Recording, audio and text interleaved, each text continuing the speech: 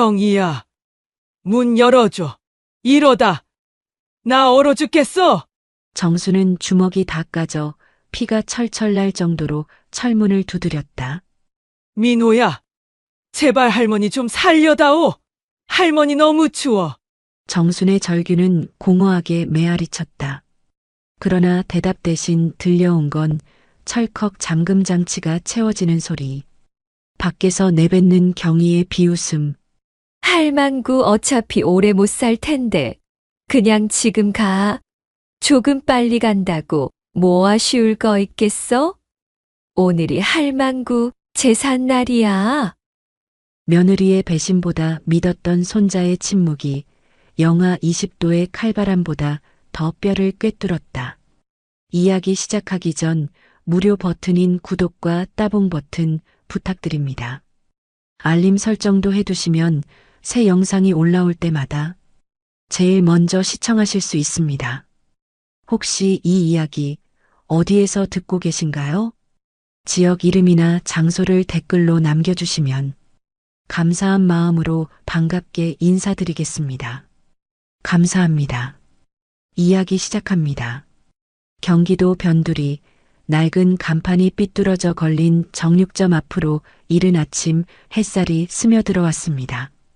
정수는 70이 넘은 나이에도 새벽 5시면 어김없이 눈을 뜨곤 했습니다. 남편 영수가 세상을 떠난 지도 벌써 3년째, 혼자서는 도저히 감당할 수 없던 정육점을 아들 철수가 물려받아 꾸려가고 있었습니다. 어머니, 일어나셨어요? 며느리 경희의 목소리가 부엌에서 들려왔습니다. 정수는 천천히 몸을 일으키며 대답했습니다. 응, 일어났다. 경희는 38살의 나이답지 않게 얼굴에 피로가 가득했습니다. 정육점 일이 만만치 않다는 걸 누구보다 잘 알고 있는 정순이었지만 며느리의 표정에서는 늘 불만이 묻어났습니다. 특히 시어머니를 바라보는 눈빛에는 차가운 기운이 서려 있었습니다. 아침은 간단히 차려놨으니까 드세요. 저는 가게 열어야 해서 바빠요. 경희는 앞치마를 두르며 성의 없이 말했습니다. 아침상도 제대로 차리지 않고 식빵 몇 조각과 우유 한 잔이 전부였습니다. 정수는 조용히 고개를 끄덕였습니다. 예전 같으면 며느리와 함께 가게 일을 도왔겠지만 요즘 들어 경희는 정순의 도움을 달가워하지 않았습니다. 괜히 손님들 앞에서 실수하면 어떻게 해요라는 말을 몇 번 들은 후로는 정순도 나서지 않게 되었습니다. 며느리는 항상 바쁘다는 핑계로 정순과 대화하기를 꺼렸습니다. 시어머니가 말을 걸어도 대충 듣는 척하다가 자리를 떠나기 일쑤였습니다. 정수는 그런 며느리의 태도가 서운했지만 괜히 집안 분위기를 흐리고 싶지 않아 참고 있었습니다. 할머니, 현관문이 벌컥 열리더니 10살짜리 손자 민호가 뛰어들어왔습니다. 학교에 가기 전 할머니를 보러 오는 것이 민호의 하루 일과였습니다. 민호만큼은 정순을 진심으로 반가워해주는 유일한 가족이었습니다. 우리 민호, 학교 가려면 아직 시간 있잖니. 정순의 얼굴에 처음으로 미소가 번졌습니다. 민호는 정순에게 달려와 품에 안겼습니다. 할머니의 따뜻한 품은 민호에게도 정순에게도 하루 중 가장 행복한 순간이었습니다. 할머니, 어제 수학 시험에서 100점 받았어요. 민호는 자랑스럽게 시험지를 펼쳐 보였습니다.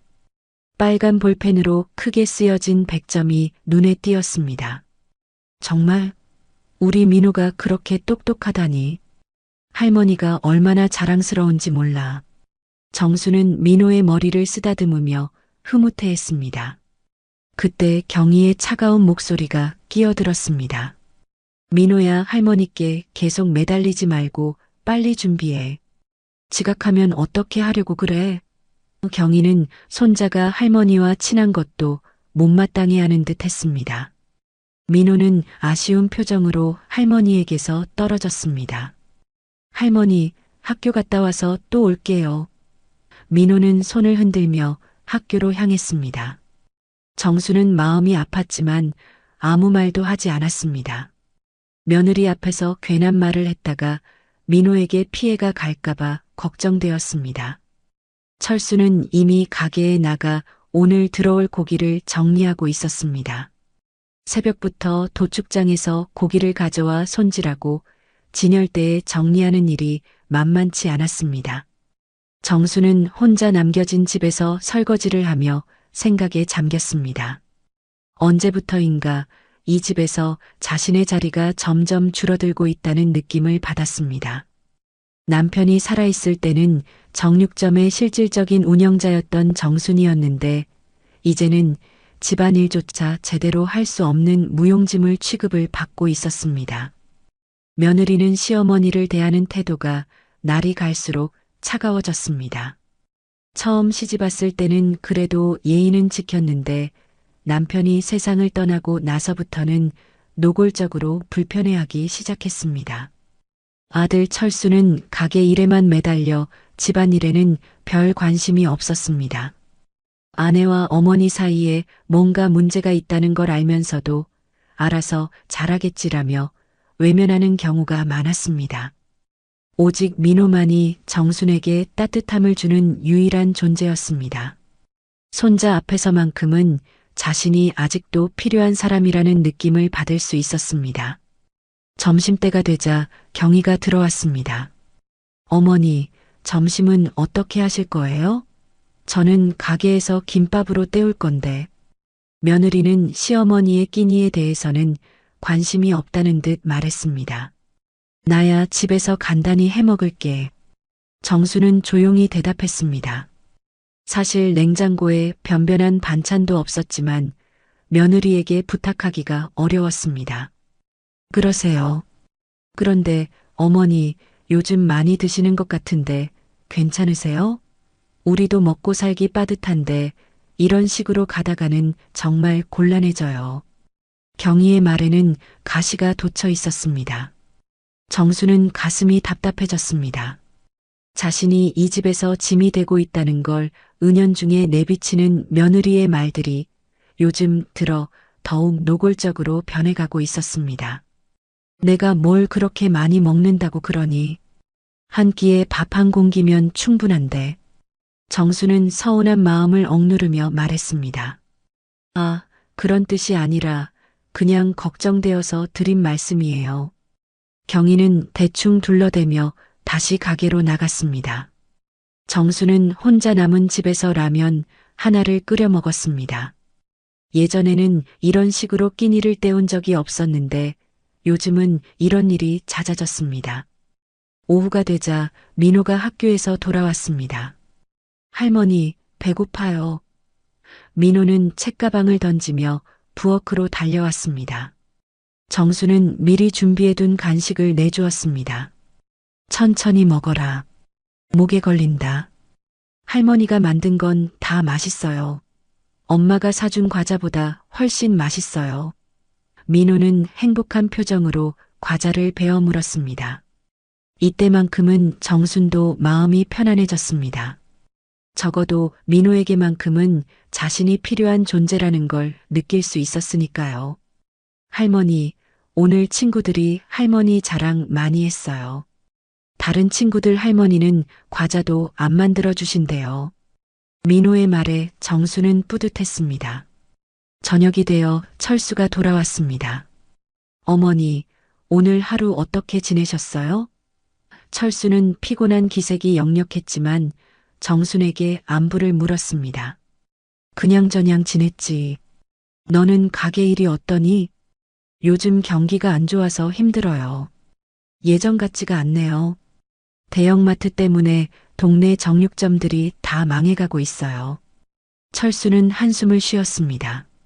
경희가 앞치마를 풀며 거들었습니다. 정말 답답해 죽겠어요. 이런 식으로 가다가는 우리 가족이 어떻게 살아요?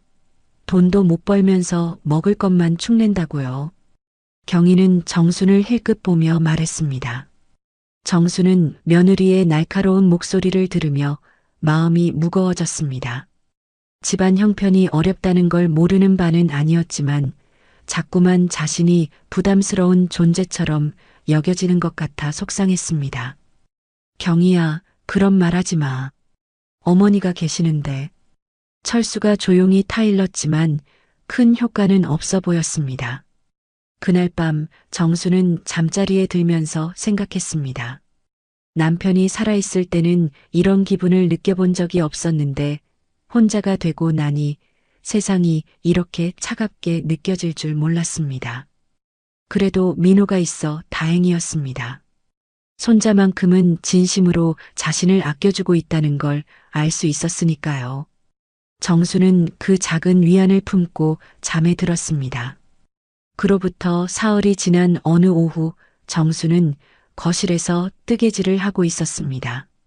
민호가 입을 스웨터를 만들어주려고 벌써 한 달째 바늘을 움직이고 있었습니다. 며느리는 가게에서 일하고 있고 철수는 도축장에 고기를 받으러 나간 상황이었습니다. 조용한 집안에서 정순의 뜨개질 바늘 소리만이 똑똑 울렸습니다. 그런데 갑자기 경희의 핸드폰이 울리기 시작했습니다. 며느리가 부엌에 두고 간 것 같았습니다. 처음에는 신경 쓰지 않으려 했지만 벨소리가 계속 울려대니 거슬릴 수밖에 없었습니다. 정수는 뜨개질을 멈추고 부엌으로 향했습니다. 그런데 그때 경희가 급하게 뛰어들어왔습니다. 아, 핸드폰 깜빡했네요. 경희는 숨을 헐떡이며 전화를 받았습니다. 여보세요? 경희의 목소리가 평소와 달리 조심스러웠습니다. 정수는 뜨개질을 다시 시작했지만 귀는 자연스럽게 며느리의 통화에 집중되었습니다. 네, 맞아요. 그 건으로 전화 주신 거죠? 경희는 거실을 힐끗 보더니 부엌 안쪽으로 들어가며 목소리를 낮췄습니다. 정수는 뜨개질 바늘을 움직이는 척하면서 귀를 기울였습니다. 며느리의 목소리가 점점 작아지긴 했지만 조용한 집안에서는 어렴풋이 들릴 수밖에 없었습니다. 보험 가입이 다 완료됐다고 하셨죠? 그럼 이제 언제든지 실행할 수 있다는 뜻인가요? 경희의 말에 정순의 손이 멈췄습니다. 보험? 무슨 보험 이야기를 하는 걸까요? 정수는 귀를 더욱 곤두세웠습니다. 네, 알겠습니다. 사고만 제대로 나면 거액이 들어온다고 하셨잖아요. 정말 확실한 거죠? 경희의 목소리에서 흥분이 느껴졌습니다. 정수는 온몸에 소름이 돋았습니다. 사고? 거액? 뭔가 심상치 않은 이야기였습니다. 네. 물론 조심해서 해야죠. 들키면 안 되니까요. 특히 시어머니는 절대 모르게 해야 해요. 경희가 정순을 언급하자 정순의 심장이 두근거렸습니다. 정순은 뜨개질 바늘을 내려놓고 숨을 죽였습니다. 며느리가 자신과 관련된 뭔가를 꾸미고 있다는 생각이 들었습니다. 아니에요. 아직까지는 전혀 눈치채지 못했어요. 워낙 순진하시거든요. 이런 일에 대해서는 아무것도 모르실 거예요. 경희의 말에 정수는 분노가 치밀어 올랐습니다. 순진하다고? 자신을 뭘로 보는 건지 기가 막혔습니다. 70년을 살아오면서 세상 돌아가는 일을 모를 리가 없었습니다. 그럼 언제쯤 실행에 옮길까요? 너무 늦으면 의심받을 수도 있잖아요. 경희의 목소리가 점점 간절해졌습니다. 정수는 뜨개질 바늘을 꽉 쥐었습니다. 손에 힘이 들어가니 바늘이 휘어질 것 같았습니다. 도대체 무슨 일을 꾸미고 있는 걸까요? 네, 알겠습니다. 그럼 이번 주 안으로 기회를 만들어 보겠습니다. 진짜 자연스럽게 사고가 난 것처럼 해야겠네요. 경희의 말을 들은 정수는 등골이 서늘해졌습니다. 사고를 만들겠다고? 그것도 자연스럽게? 정수는 온몸이 떨리기 시작했습니다. 네. 걱정하지 마세요. 아무도 의심하지 않을 거예요. 특히 남편은 아무것도 모르거든요. 경희가 철수 이야기를 꺼내자 정수는 더욱 놀랐습니다. 아들도 모르는 일을 며느리가 혼자 꾸미고 있다는 뜻이었습니다. 도대체 무슨 일이길래 이렇게 몰래 진행하는 걸까요? 보험금이 얼마나 된다고 하셨죠? 억 단위라고 하셨는데 정확히 얼마인가요? 경희의 질문에 정수는 충격을 받았습니다. 억 단위? 그렇게 큰 돈이 왜 자신과 연관되어 있는 걸까요? 정수는 머릿속이 복잡해졌습니다. 아, 그 정도면 정말 큰 돈이네요. 그럼 우리 가족이 당분간은 걱정 없이 살 수 있겠어요. 가게 빚도 다 갚고 새로 시작할 수 있고요. 경희의 목소리에서 기대감이 묻어났습니다. 정수는 가슴이 답답해졌습니다. 가게 빚이 그렇게 심각한 상황이었나요? 철수가 자신에게는 아무 말도 하지 않았는데요. 네네. 그럼 이번 주 중에 연락드릴게요. 준비 다 되면 바로 실행에 옮기겠습니다. 경희가 통화를 마무리하고 있었습니다. 아, 그리고 혹시 모르니까 알리바이도 만들어야겠네요. 그날은 제가 가게에 있었다고 해주실 수 있죠? 경희의 마지막 말에 정수는 소름이 돋았습니다. 알리바이까지 만든다고? 이건 분명히 범죄와 관련된 일이었습니다. 정수는 온몸이 떨렸습니다. 네, 고맙습니다. 그럼 이만 끊을게요. 경희가 전화를 끊었습니다. 정수는 재빨리 뜨개질을 하는 척했습니다. 경희가 거실로 나오는 소리가 들렸습니다. 어머니, 뜨개질 열심히 하고 계시네요. 경희는 평소와 다름없는 목소리로 말했습니다. 하지만 정순의 눈에는 며느리의 표정이 어색해 보였습니다. 응, 민호 스웨터 만들고 있어. 정수는 최대한 자연스럽게 대답했습니다. 하지만 손은 계속 떨리고 있었습니다. 민호가 좋아하겠네요. 할머니가 직접 만들어주신 스웨터라니. 경희는 억지로 웃으며 말했습니다. 정수는 며느리를 바라봤습니다. 겉으로는 평범한 며느리 같아 보였지만 방금 전 통화를 생각하니 소름이 돋았습니다. 가게 일은 어때? 정순이 조심스럽게 물어봤습니다. 그냥 그래요. 요즘 손님이 별로 없어서 심심해요. 경희는 시치미를 뗐습니다. 하지만 정수는 알고 있었습니다. 가게에 빚이 있다는 것도, 며느리가 무슨 계획을 세우고 있다는 것도요. 철수는 언제 들어와? 정순이 다시 물었습니다. 아마 저녁 때쯤 오실 거예요. 오늘은 도축장에서 늦는다고 하셨거든요. 경희가 대답했습니다.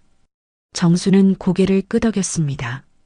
하지만 마음속으로는 빨리 아들이 돌아왔으면 좋겠다고 생각했습니다. 이 상황을 철수에게 알려야 할지 고민되었습니다.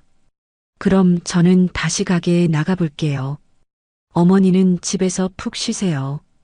경희가 일어서며 말했습니다. 그래, 조심해서 다녀와. 정수는 며느리를 배웅했습니다. 경희가 나간 후 정수는 뜨개질을 내려놓았습니다. 도저히 집중할 수가 없었습니다. 방금 들은 통화 내용이 계속 머릿속을 맴돌았습니다. 보험금, 사고, 알리바이. 이 모든 단어들이 정순을 향하고 있다는 생각이 들었습니다. 며느리가 자신을 대상으로 뭔가 무서운 계획을 세우고 있는 것 같았습니다. 정수는 손을 떨며 차 한 잔을 우려냈습니다. 따뜻한 차를 마시면서 마음을 진정시키려 했지만 불안감은 사라지지 않았습니다. 그때 현관문이 열리는 소리가 들렸습니다. 할머니, 다녀왔어요. 민호의 밝은 목소리였습니다. 정수는 손자를 보자 마음이 조금 안정되었습니다. 적어도 민호만큼은 자신을 진심으로 아껴주는 가족이었으니까요. 우리 민호, 학교는 어땠니? 정수는 억지로 웃으며 물었습니다. 오늘은 체육 시간에 축구했어요. 우리 팀이 이겼어요. 민호는 신나게 이야기했습니다. 정수는 손자의 밝은 모습을 보며 위안을 얻었습니다. 하지만 마음 한구석에는 여전히 불안감이 자리 잡고 있었습니다. 며느리가 꾸미고 있는 일이 무엇인지, 자신에게 어떤 위험이 닥칠지 알 수 없었기 때문입니다. 저녁 무렵 철수가 돌아왔습니다. 정수는 아들에게 오늘 있었던 일을 말해야 할지 고민했습니다. 하지만 확실한 증거도 없이 며느리를 의심한다고 말하기는 어려웠습니다. 그날 밤 정수는 잠들지 못하고 뒤척였습니다. 며느리의 통화 내용이 계속 귓가에 맴돌았습니다. 무엇보다 이번 주 안으로라는 말이 가장 무서웠습니다. 시간이 얼마 남지 않았다는 뜻이었으니까요. 불안한 밤을 보낸 정수는 다음 날 아침 일찍 눈을 떴습니다. 어젯밤 며느리의 통화 내용이 악몽처럼 머릿속을 맴돌았습니다. 이번 주 안으로라는 말이 계속 귓가에 울렸습니다. 정수는 부엌에서 아침 준비를 하면서도 마음이 편하지 않았습니다. 며느리가 언제 나타날지 또 무슨 일을 꾸밀지 알 수 없어 불안했습니다. 오전 9시경 경희가 나타났습니다. 평소보다 일찍 집에 온 것 같았습니다. 어머니, 안녕하세요. 경희의 인사는 평소와 다름없어 보였지만 정순의 눈에는 뭔가 어색해 보였습니다. 응, 일찍 왔네. 정수는 조심스럽게 대답했습니다. 어젯밤 통화를 엿들었다는 걸 들키면 안 되었습니다. 가게에 손님이 없어서 잠깐 나왔어요. 오늘 창고 정리 좀 해야겠어요. 경희가 말했습니다.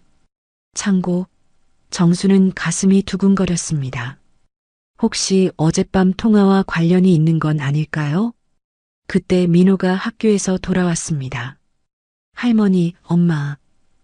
민호가 밝게 인사했습니다. 민호야, 일찍 왔네. 정순이 손자를 반겼습니다. 오늘 반나절 수업이었어요. 민호가 대답했습니다. 경희가 민호를 보더니 뭔가 결심한 듯한 표정을 지었습니다. 어머니, 생각해보니까 창고 정리할 때 도움이 필요할 것 같아요. 경희가 갑자기 말했습니다. 정수는 이상했습니다. 아까는 혼자 하겠다고 했는데 갑자기 왜 도움을 청하는 걸까요? 뭘 도와주면 되니? 정순이 물었습니다. 냉동 창고 안에 들어가서 고기 상태 좀 확인해 주세요. 어떤 건 오래된 것 같고 어떤 건 상했을 수도 있거든요. 경희가 말했습니다. 정수는 며느리의 말을 들으며 의심스러웠습니다. 평소에는 창고 일에 정순을 참여시키지 않았는데 오늘은 왜 갑자기 그런 요청을 하는 걸까요? 철수한테 시키면 되잖니. 정순이 말했습니다. 민호 아빠는 지금 도축장에 가셨어요.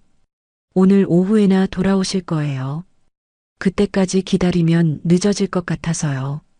경희가 답했습니다.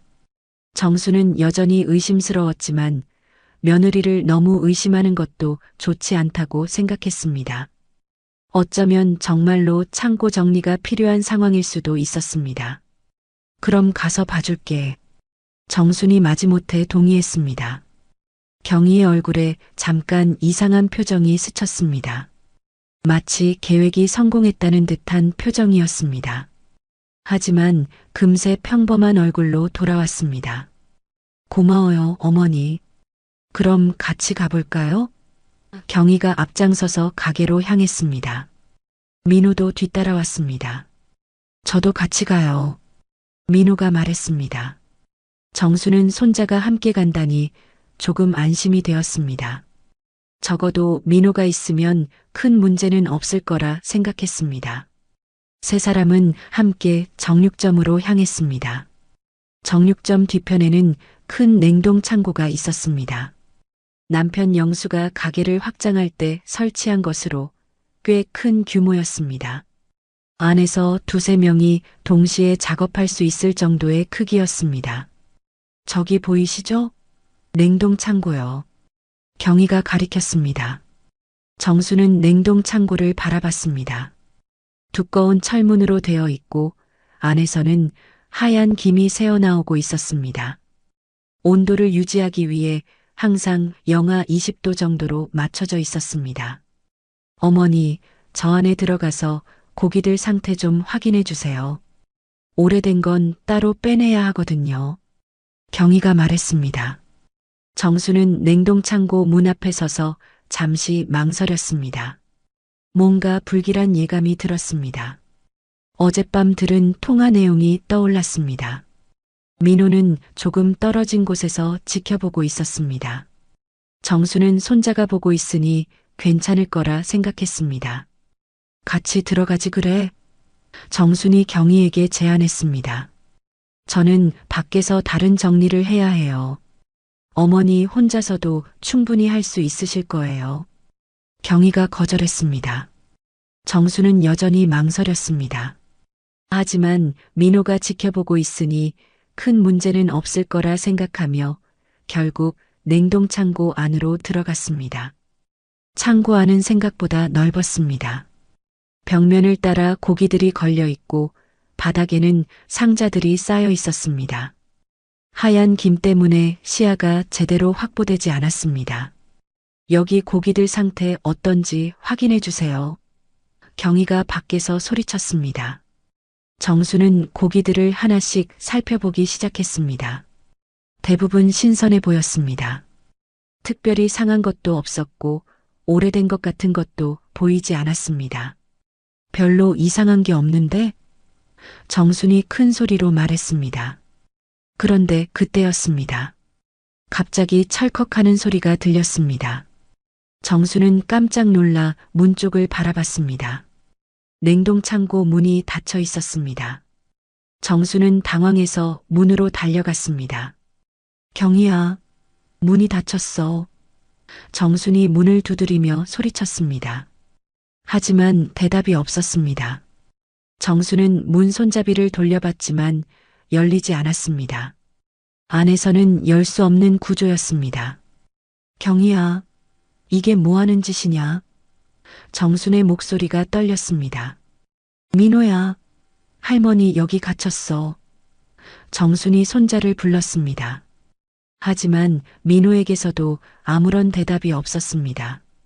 정수는 온몸에 소름이 돋았습니다. 어젯밤 들은 통화가 현실이 되고 있었습니다. 문 열어. 당장 열어. 정순이 문을 세게 두드렸습니다. 하지만 두꺼운 철문은 꿈쩍도 하지 않았습니다. 정순의 주먹으로는 아무런 소음도 만들 수 없었습니다. 창고 안의 온도는 영하 20도였습니다. 정수는 얇은 옷만 입고 있었기 때문에 금세 추위가 몸을 파고들었습니다. 민호야, 제발 도와줘. 정순이 간절히 소리쳤습니다.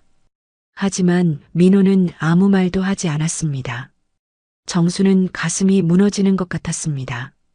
자신이 가장 믿었던 손자마저 침묵하고 있었습니다. 시간이 지날수록 추위는 더욱 심해졌습니다. 정순의 손과 발이 시려오기 시작했습니다. 숨을 쉴 때마다 하얀 김이 나왔습니다. 이러다가 얼어 죽겠어. 정수는 중얼거렸습니다. 그때서야 며느리의 계획이 무엇인지 확실히 알았습니다. 냉동 창고에 가둬서 얼어 죽게 만들려는 것이었습니다. 그러면 사고사로 처리될 것이고 보험금을 탈 수 있을 것입니다. 정수는 분노와 절망감이 동시에 밀려왔습니다. 며느리가 정말로 자신을 죽이려 한다는 현실을 받아들이기 어려웠습니다. 하지만 더 충격적인 건 민호의 침묵이었습니다. 도와줘. 누구 없어요. 정순이 목이 터져라 소리쳤습니다. 하지만 냉동 창고는 방음이 잘 되어 있어서 밖으로 소리가 새어나가지 않았습니다. 정수는 창고 안을 다시 살펴봤습니다. 혹시 도구라도 있으면 문을 부술 수 있을까 했지만 고기와 상자들 뿐이었습니다. 추위가 점점 심해졌습니다. 정순의 몸이 떨리기 시작했습니다. 이대로 가다가는 정말 얼어 죽을 것 같았습니다. 민호야. 정수는 손자 이름을 부르며 눈물을 흘렸습니다. 그 유일한 위안이었던 민호마저 자신을 외면하고 있다는 현실이 추위보다 더 마음을 아프게 했습니다. 정수는 벽에 기대어 주저앉았습니다. 온몸이 떨렸고 의식이 흐려지기 시작했습니다. 그때 갑자기 문이 열리는 소리가 들렸습니다. 정수는 힘겹게 고개를 들었습니다. 민호가 서 있었습니다. 하지만 민호의 표정은 차가웠습니다. 평소의 따뜻한 모습은 온데간데 없었습니다. 할머니, 민호가 냉정하게 말했습니다. 정수는 비틀거리며 밖으로 나왔습니다. 따뜻한 공기가 얼굴에 닿자 조금 정신이 들었습니다. 경희가 나타났습니다. 어머니, 무슨 일이에요? 문이 고장 났었나 봐요. 경희는 연기하듯 놀란 척했습니다. 정수는 며느리와 민호를 번갈아 바라봤습니다. 둘 다 뭔가 어색했습니다. 마치 연기를 하고 있는 것 같았습니다. 정수는 이제 확실히 알았습니다. 경희가 자신을 죽이려 했다는 걸요. 그리고 민호도 그 계획에 동참하고 있다는 걸요. 집에 들어가자. 정수는 힘없이 말했습니다. 하지만 마음속으로는 경각심을 가졌습니다. 이번에는 실패했지만 며느리가 또 다른 시도를 할지도 모르니까요. 냉동 창고에서 겨우 빠져나온 정수는 집으로 돌아와 침대에 누웠습니다. 온몸이 떨렸고 마음은 더욱 혼란스러웠습니다. 며느리가 자신을 죽이려 했다는 사실도 충격적이었지만 민호의 차가운 태도가 더욱 가슴을 아프게 했습니다. 저녁 7시경 철수가 도축장에서 돌아왔습니다. 어머니, 안 계시나? 철수의 목소리가 거실에서 들렸습니다. 정수는 천천히 일어나 거실로 나갔습니다. 아들에게 오늘 있었던 일을 말해야 할지 고민이 되었습니다. 아들아, 힘들었지? 정순이 조심스럽게 말을 걸었습니다. 네, 오늘 도축장에서 일이 많았어요. 어머니는 하루 어떻게 지내셨어요? 철수가 피곤한 표정으로 물었습니다. 정수는 잠시 망설였습니다. 오늘 냉동 창고에서 있었던 일을 말해야 할까요? 하지만 확실한 증거도 없고 며느리를 의심한다고 말하기에는 너무 황당한 이야기였습니다. 그냥 평범하게 지냈어. 정수는 결국 아무 말도 하지 않았습니다. 그때 경희가 부엌에서 나타났습니다. 여보, 들어오셨어요? 저녁 차려놓았으니까 씻고 오세요. 경희는 평소와 다름없는 모습이었습니다. 민호도 자기 방에서 나왔습니다. 아빠 다녀오셨어요. 민호는 밝게 인사했습니다. 정수는 민호를 바라봤습니다. 몇 시간 전 냉동 창고에서의 차가운 표정과는 완전히 달랐습니다. 마치 아무 일도 없었던 것처럼 행동하고 있었습니다. 가족들이 저녁 식사를 위해 모였습니다. 철수는 하루 종일 고된 일로 지쳐 보였고 경희는 평소처럼 조용히 밥을 먹었습니다. 민호만이 유일하게 활기차 보였습니다. 아빠, 오늘 학교에서 재미있는 일이 있었어요. 민호가 신나게 이야기하기 시작했습니다. 그래, 무슨 일인데? 철수가 관심을 보였습니다. 체육 시간에 축구를 했는데 제가 골을 넣었어요. 민호가 자랑스럽게 말했습니다. 정수는 민호의 밝은 모습을 보며 혼란스러웠습니다. 오늘 오후 그 차가운 눈빛은 뭐였을까요? 정말로 민호도 며느리 편에 서 있는 걸까요? 우리 민호가 축구도 잘하는구나. 철수가 흐뭇하게 말했습니다. 아, 그리고 오늘 할머니랑 엄마랑 같이 가게에 갔다 오기도 했어요. 민호가 덧붙였습니다. 정수는 가슴이 철렁했습니다. 민호가 오늘 일을 언급한 것입니다. 가게에? 무슨 일로? 철수가 궁금해했습니다. 경희가 대답했습니다. 냉동창고 정리를 좀 해야 해서요. 어머니께 도움을 청했어요. 그래서 어떻게 됐어요? 철수가 물었습니다. 별 문제 없이 잘 끝났어요. 다만 냉동창고 문이 좀 이상해서 어머니가 잠깐 갇히셨다가 나오셨어요. 경희는 태연하게 말했습니다. 정수는 며느리의 뻔뻔함에 놀랐습니다. 자신이 고의로 가둬놓았으면서도 마치 사고였던 것처럼 말하고 있었습니다. 갇히셨다고요? 어머니, 괜찮으셨어요? 철수가 걱정스럽게 정순을 바라봤습니다. 정수는 이 기회에 진실을 말해야 할지 고민했습니다. 하지만 민호가 지켜보고 있는 상황에서 며느리를 직접 고발하기는 어려웠습니다. 응, 괜찮았어. 문이 고장 났었나 봐. 정수는 결국 며느리의 말에 맞춰 대답했습니다. 다행이네요. 냉동창고는 위험할 수 있는데 앞으로 조심하셔야겠어요. 철수가 안도의 표정을 지었습니다. 경희가 민호를 바라보며 말했습니다. 민호가 금방 문을 열어줘서 다행이었어요. 우리 민호가 할머니를 구해준 거죠. 민호는 부끄러운 듯 웃었습니다. 할머니가 갇혀 계셔서 빨리 열어드렸어요. 정수는 민호의 말을 들으며 더욱 혼란스러웠습니다. 민호가 자신을 구해준 것처럼 말하고 있었지만 실제로는 한참 동안 아무런 도움도 주지 않았습니다. 우리 민호가 참 착하구나. 철수가 민호의 머리를 쓰다듬었습니다. 저녁 식사가 끝난 후 정수는 혼자 설거지를 하며 생각에 잠겼습니다. 오늘 있었던 일들이 계속 머릿속을 맴돌았습니다.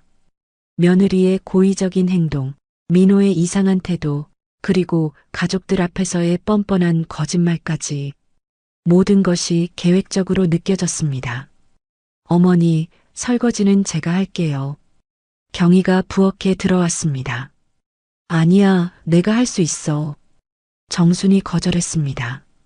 어머니, 오늘 고생 많으셨잖아요. 냉동 창고에서 놀라셨을 텐데. 경희가 가짜 걱정을 표현했습니다. 정수는 며느리의 연기에 소름이 돋았습니다. 몇 시간 전에 자신을 죽이려 했던 사람이 지금은 친절한 며느리인 척하고 있었습니다. 괜찮다. 정수는 짧게 대답하고 설거지를 계속했습니다.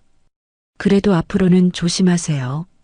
냉동창고 같은 곳은 위험하니까요. 경희가 의미심장하게 말했습니다. 정수는 며느리의 말에서 위협을 느꼈습니다.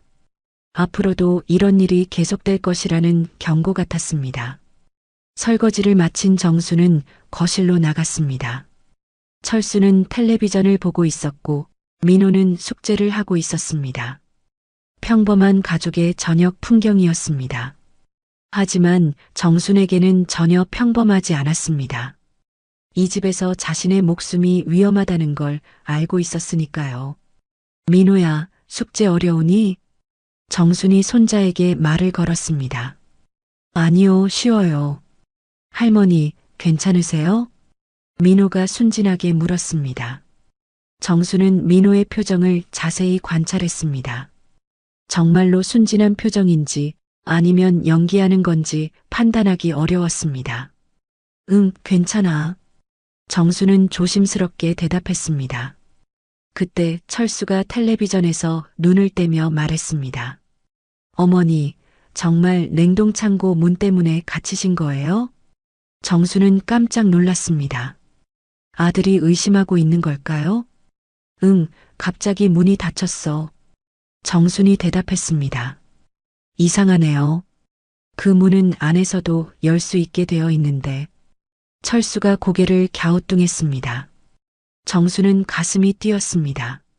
아들이 뭔가 이상하다는 걸 느끼고 있었습니다. 경희가 재빨리 끼어들었습니다. 아, 그게 요즘 문이 좀 이상해요. 가끔 안에서 안 열릴 때가 있더라고요. 그래요? 그럼 수리를 해야겠네요. 위험할 수 있잖아요. 철수가 말했습니다. 네, 내일 업체에 연락해 볼게요. 경희가 서둘러 대답했습니다. 정수는 며느리의 빠른 대응에 놀랐습니다. 미리 준비해둔 답변 같았습니다. 대화가 끝나고 나서 각자 자기 일을 하며 저녁 시간을 보냈습니다. 하지만 정수는 마음이 편하지 않았습니다. 9시가 되자 민호가 잠자리에 들었습니다. 할머니, 안녕히 주무세요. 민호가 밝게 인사하며 방으로 들어갔습니다. 정수는 민호의 인사를 받으며 복잡한 심정이었습니다. 그 순진한 미소 뒤에 무엇이 숨어 있는 걸까요? 10시경, 철수와 경희도 방으로 들어갔습니다. 정수는 혼자 거실에 남았습니다. 조용한 집안에서 정수는 깊은 생각에 잠겼습니다. 오늘 일어난 모든 일들을 차근차근 정리해 봤습니다. 며느리의 의도적인 행동, 민호의 이상한 태도, 그리고 저녁에 보인 가족들의 반응까지 모든 것이 계획된 것 같았습니다. 특히 민호의 역할이 가장 이해하기 어려웠습니다. 정말로 며느리 편에 서 있는 건지 아니면 다른 이유가 있는 건지 알 수 없었습니다. 정수는 한숨을 쉬었습니다. 이 집에서 자신이 완전히 고립되어 있다는 느낌이 들었습니다. 남편이 살아있을 때는 이런 일이 없었는데 혼자가 되고 나니 모든 것이 달라졌습니다. 그때 갑자기 현관문 소리가 들렸습니다. 누군가 밖에서 문을 열려고 하는 것 같았습니다. 정수는 긴장하며 문 쪽을 바라봤습니다. 하지만 문은 열리지 않았습니다. 바람 소리였을지도 모릅니다. 정수는 안도하며 다시 자리에 앉았습니다. 하지만 불안감은 사라지지 않았습니다. 며느리가 다시 무슨 일을 꾸밀지 모르겠고 민호가 어떤 역할을 하고 있는지도 의문이었습니다.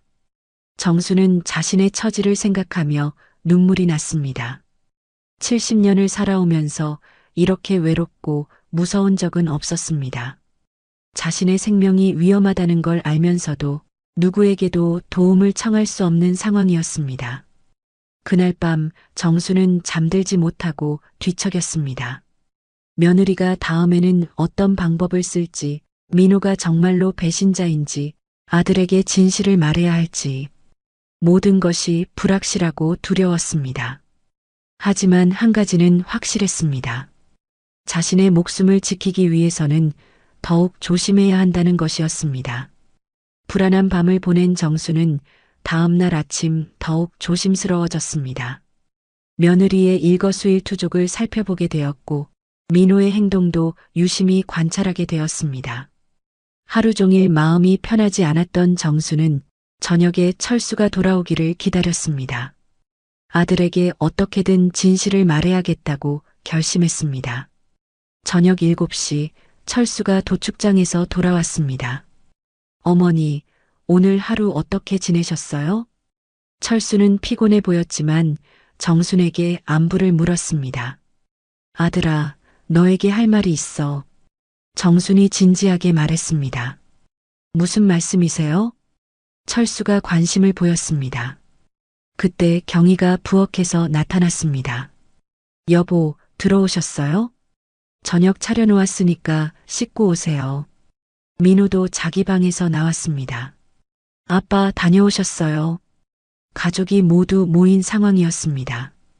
정수는 이 기회에 진실을 말하기로 했습니다.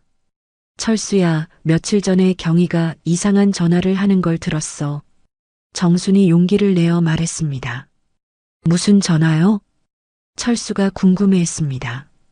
보험금 이야기를 하더라고. 사고를 내서 거액을 받겠다는 그런 내용이었어.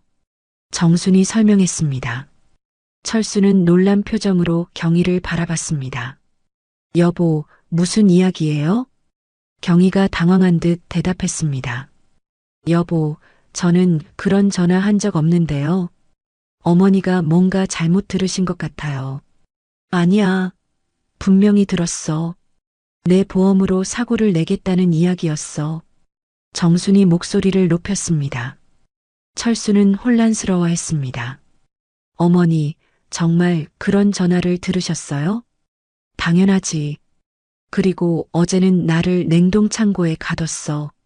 정순이 어제 일까지 털어놓았습니다. 가뒀다고요?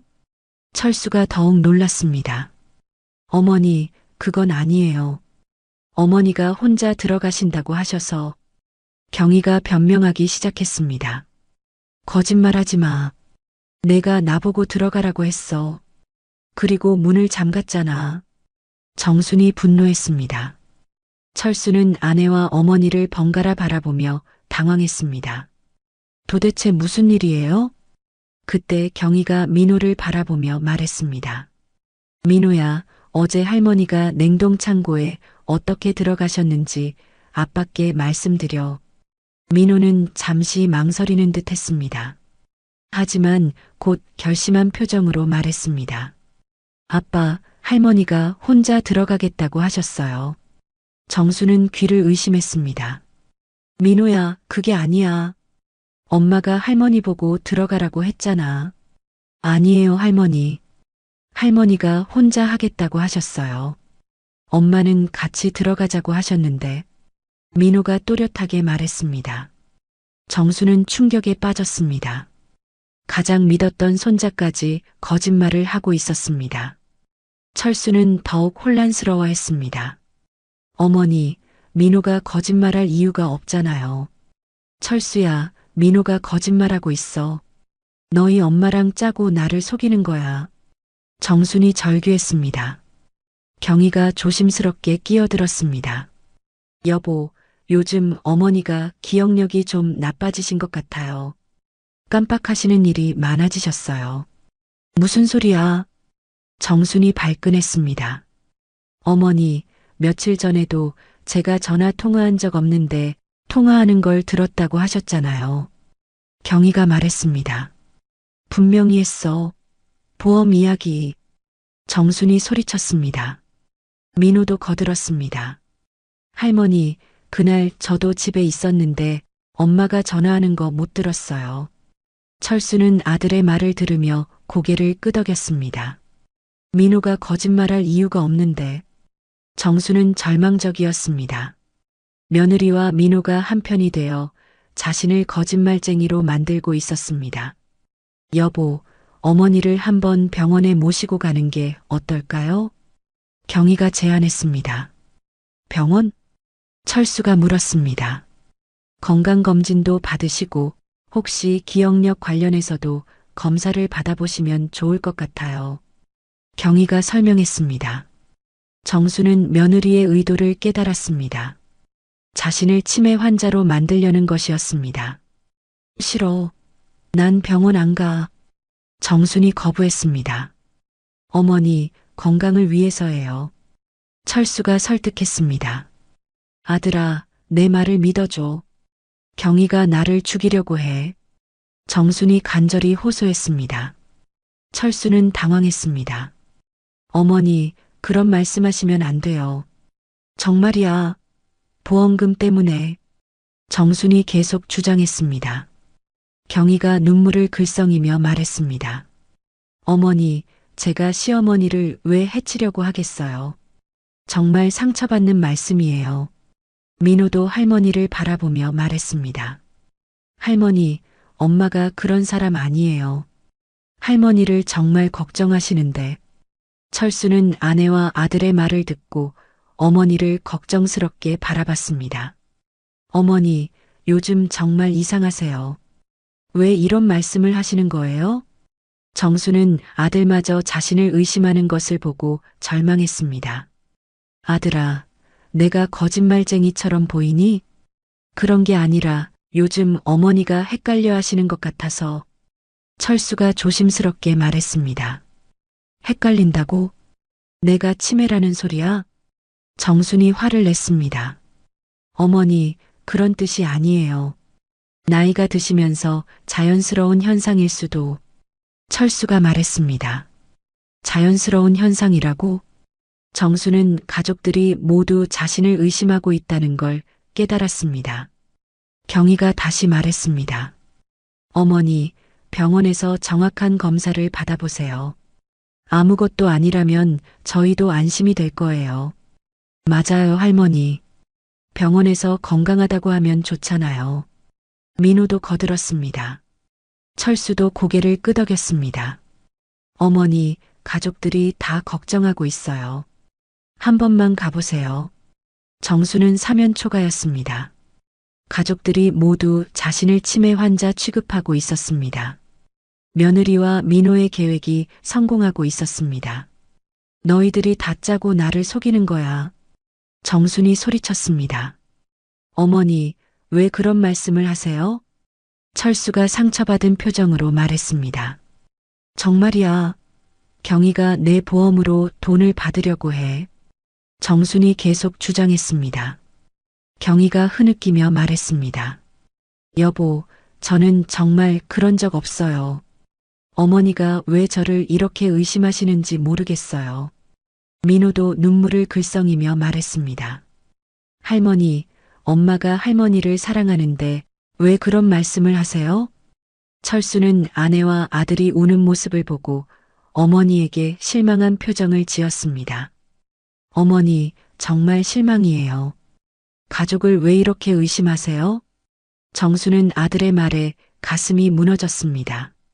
자신의 말을 믿어주지 않는 것도 서러운데 오히려 자신을 나쁜 사람으로 만들고 있었습니다. 아들아. 정순이 눈물을 흘리며 아들을 바라봤습니다. 하지만 철수는 고개를 돌렸습니다. 어머니, 내일 병원에 가세요. 이대로는 안 돼요. 경희가 고개를 끄덕였습니다. 제가 예약을 잡아놓을게요. 민호도 말했습니다. 할머니, 저도 함께 갈게요. 무서워하지 마세요. 정수는 완전히 고립되었다는 걸 느꼈습니다.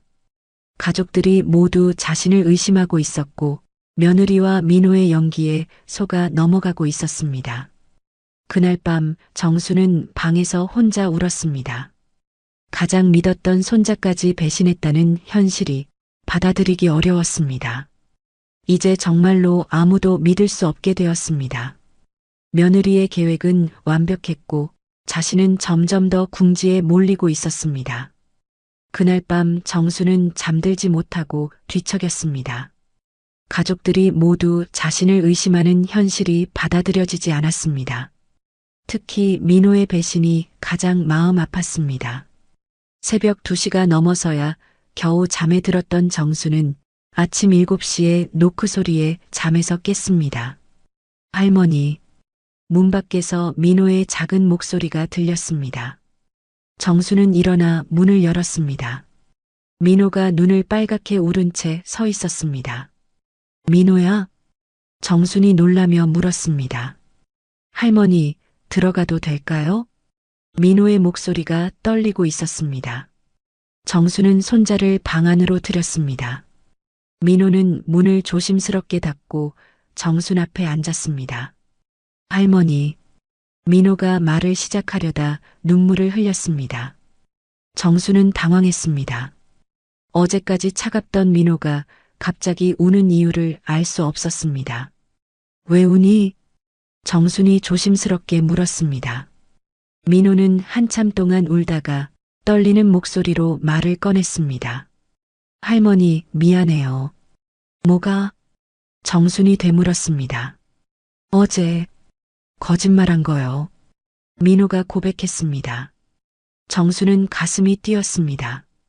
드디어 민호가 진실을 말하려는 건가요? 무슨 거짓말? 정순이 조심스럽게 물었습니다. 민호는 눈물을 닦으며 말했습니다. 냉동 창고 일이요. 정말은 엄마가 할머니 보고 들어가라고 했어요. 정수는 안도의 한숨을 쉬었습니다. 역시 자신의 기억이 맞았습니다. 그럼 왜 거짓말했니? 정순이 물었습니다. 엄마가 시켰어요. 민호가 떨리는 목소리로 대답했습니다. 시켰다고? 정수는 더 자세히 듣고 싶었습니다. 민호는 눈물을 흘리며 계속 말했습니다. 엄마가 저한테 그랬어요. 할머니가 혼자 들어갔다고 말하라고요. 정수는 분노가 치밀어 올랐습니다. 어린 손자까지 거짓말에 동참시킨 며느리가 밉살스러웠습니다. 왜 엄마 말을 들었니? 정순이 물었습니다. 무서웠어요. 민호가 작은 목소리로 대답했습니다. 뭐가 무서웠는데? 정순이 다그쳤습니다. 민호는 한참 망설이다가 충격적인 말을 했습니다. 엄마가 할머니 앞으로 든 보험 때문에 그런다고 했어요. 정수는 온몸에 소름이 돋았습니다. 역시 자신이 들은 통화가 맞았습니다. 보험이 뭔데? 정순이 떨리는 목소리로 물었습니다. 거액의 생명보험이요. 민호가 중얼거렸습니다. 얼마나?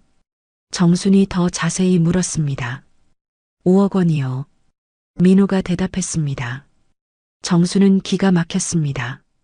5억 원이라는 거액의 보험을 자신 모르게 가입해 놓았던 것입니다.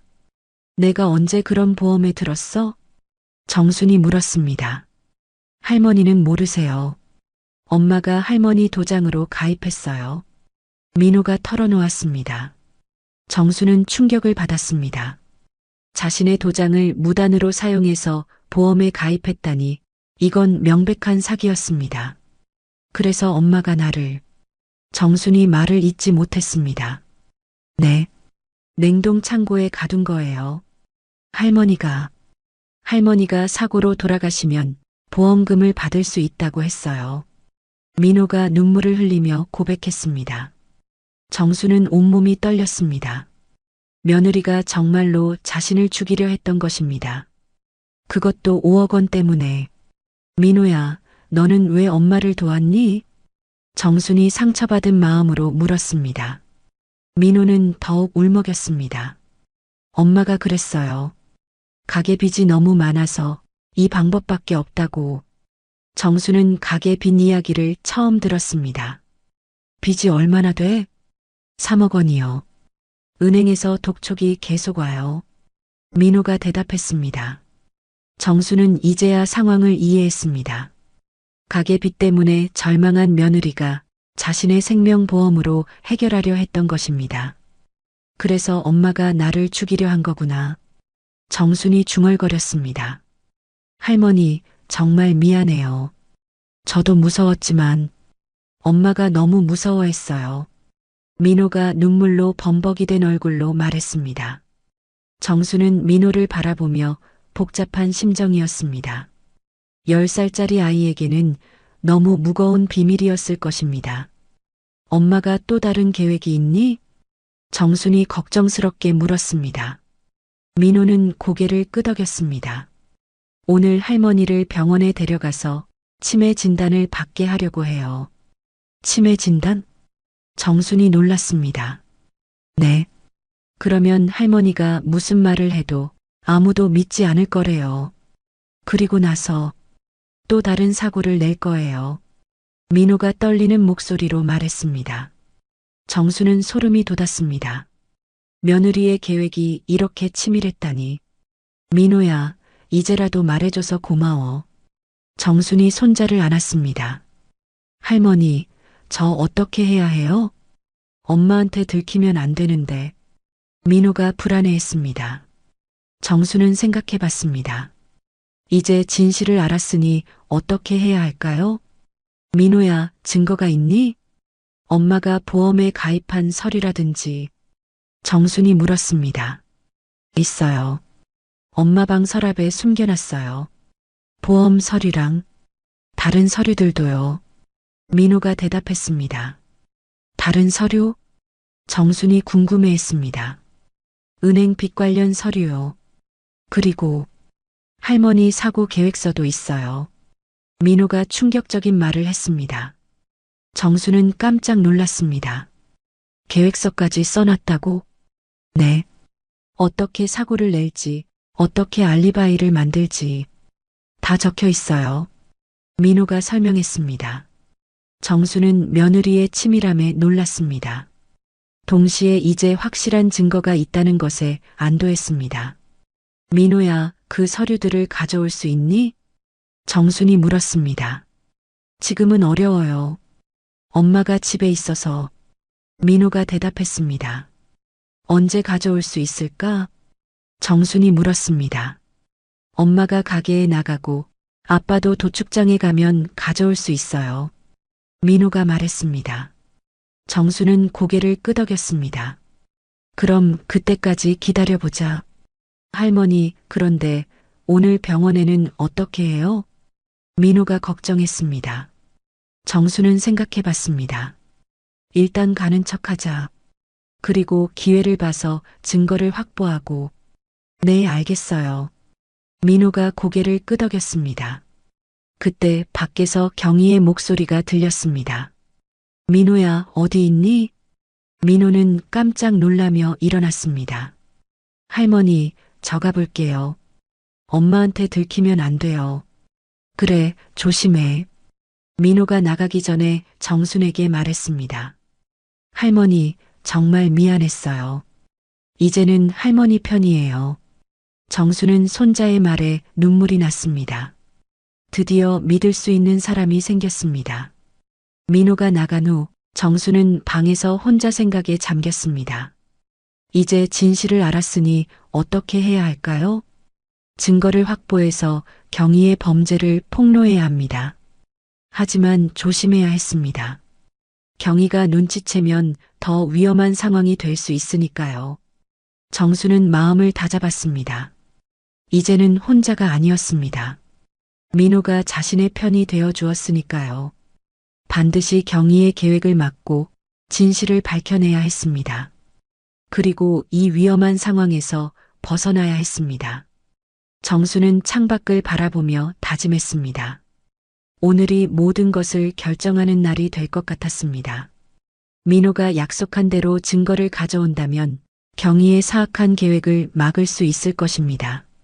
민호와의 대화 후 정수는 하루 종일 긴장 상태였습니다.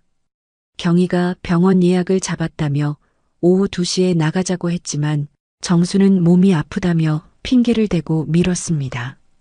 어머니, 병원에 가셔야 해요. 경희가 재촉했습니다. 내일 가면 안 되니? 정순이 버텼습니다. 예약을 잡아놨는데 경희가 불만스러워했습니다. 그때 민호가 학교에서 돌아왔습니다. 할머니, 괜찮으세요? 민호가 걱정스럽게 물었습니다. 정수는 민호와 눈을 맞췄습니다. 민호가 작게 고개를 끄덕이며 신호를 보냈습니다. 증거를 가져올 준비가 되었다는 뜻이었습니다. 오후 4시경 경희가 급한 일이 있다며 가게로 나갔습니다. 철수도 도축장에서 늦는다고 전화가 왔습니다. 기회가 왔습니다. 민호야, 지금이야. 정순이 속삭였습니다. 민호는 고개를 끄덕이고 경희의 방으로 향했습니다. 정수는 거실에서 망을 봤습니다. 10분 후 민호가 서류들을 들고 나왔습니다. 할머니, 가져왔어요. 정수는 서류들을 받아보았습니다. 생명보험 가입 서류에는 정말로 자신의 도장이 찍혀 있었습니다. 수익자는 경희로 되어 있었고 보험 금액은 5억 원이었습니다. 더 충격적인 건 경희가 손으로 쓴 계획서였습니다. 시어머니 사고사 계획이라는 제목이 적혀 있었습니다. 계획서에는 구체적인 방법들이 적혀 있었습니다. 첫 번째는 냉동창고 사고, 두 번째는 계단에서 떨어뜨리기, 세 번째는 가스 누출 사고 등등. 정수는 온몸에 소름이 돋았습니다. 며느리가 이렇게 치밀하게 자신의 죽음을 계획했다니. 민호야, 이것들을 복사해야겠어. 정순이 말했습니다. 어떻게요? 민호가 물었습니다. 동네 문구점에 복사기가 있어. 가서 복사하고 원본은 다시 갖다 놔야 해. 정순이 설명했습니다. 둘은 급하게 문구점으로 향했습니다. 서류들을 복사한 후 민호가 다시 원본을 경희 방에 갖다 놨습니다. 할머니, 이제 어떻게 해요? 민호가 물었습니다. 증거는 확보했으니 이제 이걸 공개해야 해. 정순이 말했습니다. 아빠한테 보여드릴까요? 민호가 제안했습니다. 아니야, 아빠 혼자서는 부족해. 더 많은 사람들 앞에서 공개해야 해. 정순이 생각했습니다. 그때 정순에게 좋은 아이디어가 떠올랐습니다. 민호야, 내일이 큰할아버지 제사일이지? 네, 맞아요. 민호가 대답했습니다. 그럼 친척들이 다 모이겠네. 그때 공개하자. 정순이 결심했습니다. 다음 날은 정순의 시아버지 제사였습니다. 철수의 형들과 친척들이 모두 집에 모였습니다. 총 15명 정도의 어른들이 모인 자리였습니다. 경희는 평소처럼 제사 준비를 하며 친척들에게 친절하게 대했습니다. 아무도 그녀의 진짜 모습을 의심하지 않았습니다. 제사가 끝나고 식사를 하는 자리에서 정순이 일어났습니다. 여러분, 잠깐 들어보세요. 정순이 말했습니다. 친척들이 정순을 바라봤습니다. 무슨 말씀이세요, 어머니? 큰아들이 물었습니다. 경희가 나를 죽이려고 했어. 정순이 폭탄 선언을 했습니다. 친척들이 웅성거렸습니다. 어머니, 무슨 말씀을? 철수가 당황했습니다. 경희는 얼굴이 새하얘졌지만 곧 진정하며 말했습니다. 어머니, 또 그런 말씀을 하세요. 요즘 기억력이 안 좋으셔서. 기억력이 안 좋다고? 그럼 이건 뭐야? 정순이 복사한 서류들을 꺼냈습니다. 친척들이 서류를 보기 시작했습니다. 보험 가입 서류를 본 큰아들이 놀랐습니다. 이게 뭐예요? 경희가 내 몰래 5억 원짜리 생명보험에 가입시킨 거. 그리고 나를 죽여서 보험금을 타려고 했어요. 정순이 설명했습니다. 친척들이 계획서를 보고 경악했습니다. 이게 진짜예요? 둘째 아들이 물었습니다. 경희는 얼굴이 새파랗게 질렸습니다. 그런 건 제가 쓴 게 아니에요. 그럼 누가 썼어? 내 방에서 나온 건데. 정순이 추궁했습니다. 민호야, 진실을 말해봐. 정순이 손자에게 말했습니다. 민호는 떨리는 목소리로 말했습니다. 엄마가 할머니를 냉동창고에 가뒀어요. 그리고 저한테 거짓말하라고 시켰어요. 철수는 충격을 받았습니다. 민호야, 정말이야? 네, 아빠. 엄마가 할머니 보험금으로 가게 빚을 갚으려고 했어요. 민호가 눈물을 흘리며 말했습니다. 친척들이 경희를 쏘아봤습니다. 정말 그런 짓을 했어요? 큰아들이 다그쳤습니다. 경희는 더 이상 변명할 수 없었습니다. 증거가 너무 확실했기 때문입니다. 그런데 민호야, CCTV는 뭐야? 정순이 물었습니다. 아, 맞다. 민호가 갑자기 떠올렸습니다. 가게에 CCTV가 있어요. 할머니가 냉동 창고에 들어가는 장면이 다 찍혔을 거예요. 민호가 말했습니다. 철수가 벌떡 일어났습니다. 지금 당장 확인해보자. 모든 사람들이 가게로 향했습니다. 철수가 CCTV를 확인해보니 정말로 모든 장면이 녹화되어 있었습니다. 경희가 정순을 냉동창고에 밀어넣고 문을 잠그는 장면까지 선명하게 보였습니다. 그리고 민호가 한참 후에야 문을 연 것도 확인되었습니다. 여보, 정말 이런 짓을 한 거야? 철수가 아내를 바라보며 물었습니다. 경희는 더 이상 부인할 수 없었습니다. 여보, 설명할 수 있어요. 우리 빚이 너무 많아서 빚 때문에 어머니를 죽이려고 했다고? 철수가 분노했습니다. 큰아들이 경희에게 다가갔습니다. 정말 어머니를 죽이려고 한 거야? 닥쳐. 경희가 갑자기 본색을 드러냈습니다. 맨날 돈도 못 벌면서 밥만 축내는 늙은이 때문에 우리 가족이 망하게 생겼잖아. 어차피 얼마 못 살 텐데 보험금이라도 남겨주는 게 낫지 않아? 경희가 막말을 퍼부었습니다. 친척들이 경악했습니다. 이런 며느리가 있다니 믿을 수 없었습니다. 철수는 충격에 빠져 말을 못했습니다. 자신이 사랑했던 아내가 이런 사람이었다니. 그럼 민호는 왜 거짓말을 시켰어? 정순이 물었습니다. 아이니까 협박하기 쉽잖아. 엄마 말 안 들으면 할머니뿐만 아니라 아빠도 다칠 수 있다고 했어. 경희가 뻔뻔하게 말했습니다. 민호가 무서워서 떨었습니다.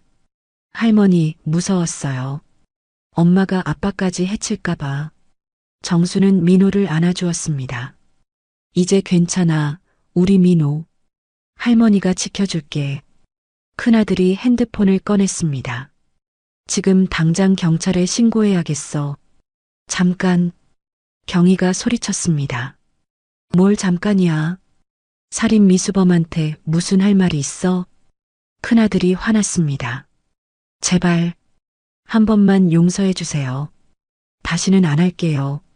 경희가 무릎을 꿇었습니다. 하지만 친척들은 차갑게 반응했습니다.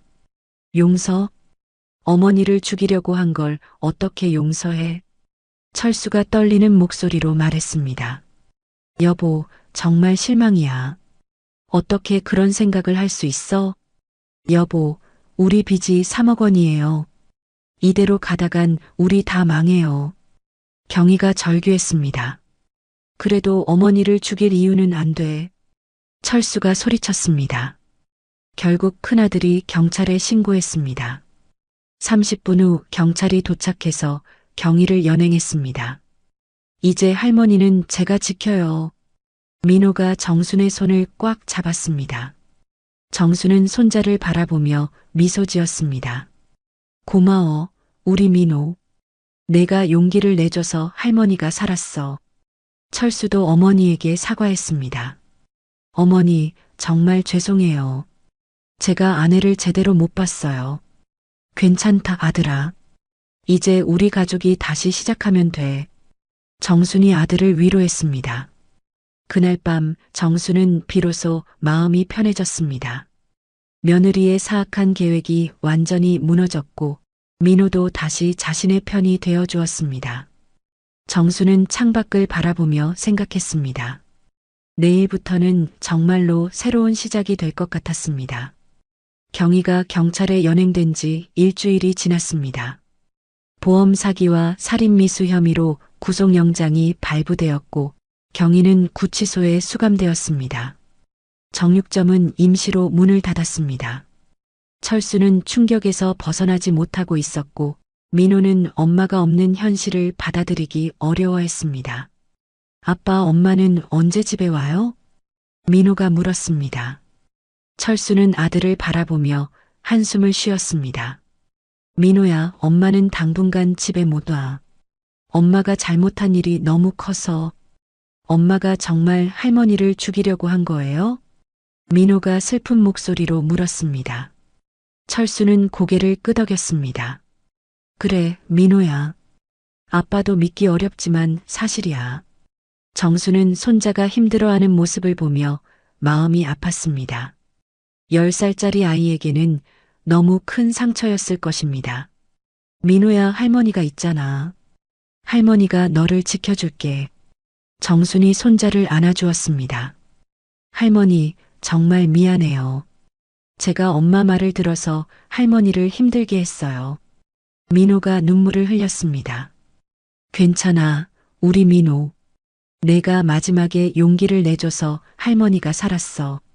오히려 고마워. 정순이 민호를 다독였습니다. 며칠 후 검찰에서 연락이 왔습니다. 경희가 모든 범행을 자백했다는 소식이었습니다. 보험 사기부터 살인 미수까지 모든 혐의를 인정했습니다. 어머니, 경희가 징역 10년을 받을 것 같다고 하네요. 철수가 어두운 표정으로 말했습니다. 그래야지. 사람을 죽이려고 했는데 그 정도는 받아야 해. 정순이 담담하게 대답했습니다. 그런데 가게 빚은 어떻게 하죠? 3억 원이나 되는데. 철수가 걱정했습니다. 그때 정순이 갑자기 말했습니다. 아들아, 빚 걱정은 하지 마. 왜요, 어머니? 철수가 궁금해했습니다. 내가 해결해 줄게. 정순이 말했습니다. 어머니가 어떻게요? 돈이 어디 있어요? 철수가 놀랐습니다. 정수는 잠시 망설이다가 입을 열었습니다. 사실은 내가 돈이 좀 있어. 얼마나요?